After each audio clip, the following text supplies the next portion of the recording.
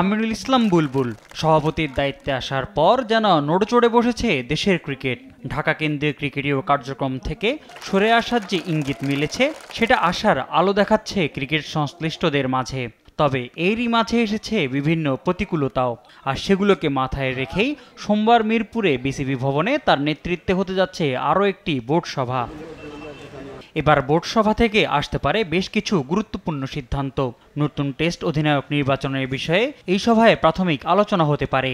সম্প্রতি শ্রীলঙ্কার বিপক্ষে টেস্ট সিরিজ হারার পর অধিনায়কত্ব ছেড়ে দেন নাজমুল হোসেন শান্ত। এই সভা থেকেই তাই টেস্টের নতুন নেতৃত্ব নির্বাচনের ব্যাপারটিকে এগিয়ে রাখতে পারে বাংলাদেশ ক্রিকেটের নিয়ন্ত্রক সংস্থা। বাংলাদেশ প্রিমিয়ার লিগের আগামী আসরের সময় নির্ধারণ নিয়েও বিস্তারিত আলোচনা হতে পারে সোমবার। এইচপি গেম ডেভেলপমেন্টের নতুন কার্যক্রম নিয়েও আলোচনা করতে পারেন বিসিবি পরিচালকেরা। এছাড়া প্রতিটি বিভাগের উত্থাপিত সিদ্ধান্ত আসতে পারে বোর্ড সভায়। এর আগে গত ২৬ জুন বিসিবির সবশেষ বোর্ড সভায় বাংলাদেশের টেস্ট স্ট্যাটাস প্রাপ্তির রজত জয়ন্তী অনুষ্ঠানের আয়োজন করা হয়েছিল। সেখানে বাংলাদেশের প্রথম টেস্ট খেলা খেলোয়াড়দের নিয়ে করা হয় পুনর্মিলনী। উন্মোচন করা হয় অনার্স বোর্ডও। মোহাম্মদ সাকিব, স্পোর্টস ডেস্ক, দেশ টিভি।